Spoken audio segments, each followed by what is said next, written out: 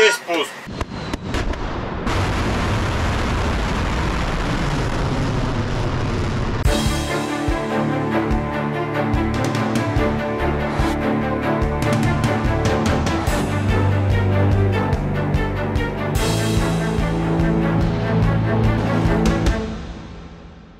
ইতিহাসের প্রথম পারমাণবিক চালিত ক্রুজ মিসাইল বুরেভেস্তনিকের সফল পরীক্ষার দাবি করেছে রাশিয়া। রুশ প্রেসিডেন্ট ভ্লাদিমির পুতিন বলেছেন, এটা এমন এক অস্ত্র যা বিশ্বের আর কারো কাছে নেই। 14,000 কিলোমিটার উড়ে প্রায় 15 ঘন্টা আকাশে ছিল ক্ষেপণাস্ত্রটি, যা রাশিয়ার মতে এখন পর্যন্ত পরীক্ষিত সবচেয়ে দীর্ঘ পরিসরের অস্ত্র।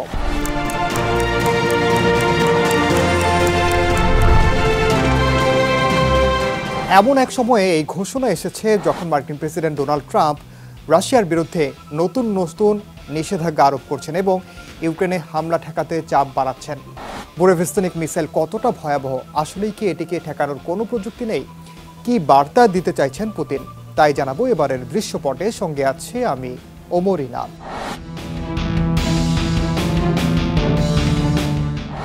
রাশিয়ার নতুন ক্ষেপণাস্ত্র 9M730 বুরেভেস্তনিক ন্যাটোর কোড নেমে SSC-X9 স্কাইফল এক কথায় গেম চেঞ্জার।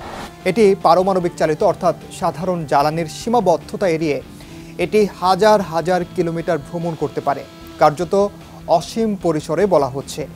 এই প্রযুক্তি একদিকে ক্ষেপণাস্ত্রকে অদৃশ্য ও অননুমেয় পথে চালাতে সক্ষম করে, অন্যদিকে শত্রুর প্রতিরক্ষা ভেদ করার ক্ষমতাও বহুগুণ বাড়িয়ে দেয় বলে দাবি সংশ্লিষ্টদের। রাশিয়ার সামরিক প্রধান ভ্যালেরি গেরাসিমভ জানিয়েছেন, গেল 21 অক্টোবর মিসাইলটি 14,000 কিলোমিটার উড়ে প্রায় 15 ঘন্টা ধরে আকাশে ছিল, কিন্তু সেটাই নাকি এর সর্বোচ্চ সীমা নয়। পুতিনের দাবি, এটি এমন এক অস্ত্র যা যে কোনো প্রতিরক্ষা ব্যবস্থাকে ভেদ করতে সক্ষম। বিশেষজ্ঞরা বলছেন, এই অস্ত্র যে কোনো মুহূর্তে মহাদেশ ঘুরে আবার ফিরে আসতে পারে, রাডারে ধরা না পড়ে, আর প্রতিরক্ষা ব্যবস্থা একে আটকাতে পারে না।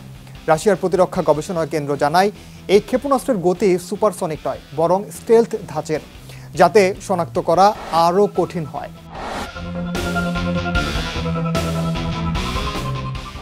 পুতিন প্রথমবার এই ক্ষেপণাস্ত্রের কথা জানান 2018 সালে। এর লক্ষ্য ছিল যুক্তরাষ্ট্রের মিসাইল প্রতিরক্ষা প্রকল্পকে ব্যর্থ করা, বিশেষ করে 2001 সালে ওয়াশিংটনের অ্যান্টি ব্যালিস্টিক মিসাইল চুক্তি থেকে সরে যাওয়ার পর রাশিয়া ক্ষুব্ধ হয়েছিল। তারই প্রতিশোধ বলা যেতে পারে।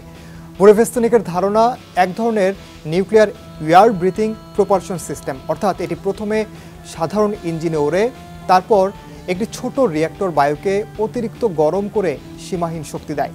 এই কারণে একে বলা হচ্ছে the missile that never stops, অর্থাৎ যে মিসাইল কখনো থামে না।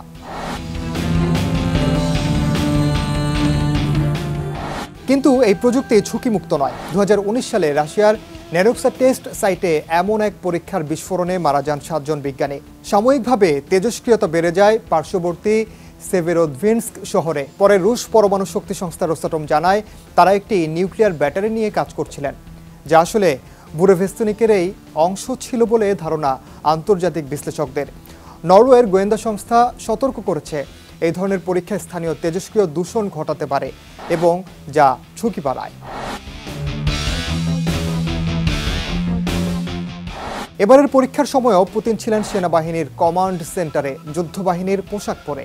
তার বার্তা ছিল স্পষ্ট, রাশিয়া কখনো পশ্চিমা চাপের কাছে নত হবে না। তিনি সেনাবাহিনীকে নির্দেশ দিয়েছেন বুরেভেস্তনিকের স্থায়ী মোতায়েনের জন্য অবকাঠামো প্রস্তুত করতে। এই ঘোষণা আসে এমন এক সপ্তাহে যখন যুক্তরাষ্ট্র রাশিয়ার দুটি তেল কোম্পানির উপর নিষেধাজ্ঞা আরোপ করে এবং ট্রাম্প পুতিন সম্ভাব্য শান্তি সম্মেলন বাতিল করেন।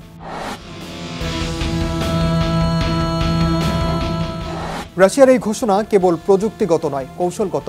একদিকে ইউক্রেনে রাশিয়ার বিমান হামলায় হতাহত বাড়ছে, অন্যদিকে মস্কো শহরে ডজনখানেক ড্রোন ভূপাতিত করে রাশিয়ার প্রতিরক্ষা ব্যবস্থা। এই ঘটনাগুলো পুতিনের বার্তাকে আরও জোরালো করে তুলেছে। রাশিয়া এখনও বিশ্বশক্তি এবং প্রয়োজনে যে কোনো দূরত্বে আঘাত হানতে সক্ষম, সেই বার্তাই দিতে চাইছেন বলে মনে করছেন বিশ্লেষকরা।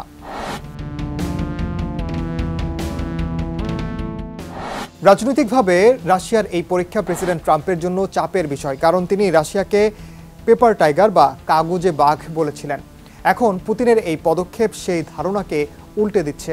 পাশাপাশি মার্কিন সংবাদ মাধ্যমগুলো বলছে এই ঘোষণা শান্তি আলোচনার পথ আরও কঠিন করে তুলেছে।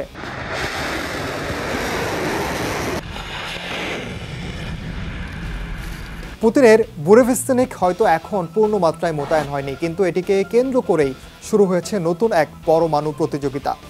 এবার যুদ্ধ শুধু রণক্ষেত্র নয়, জ্বালানি, প্রযুক্তি আর সাহসের লড়াইয়েও রূপ নিচ্ছে বলেই মনে করেন বিশেষজ্ঞরা।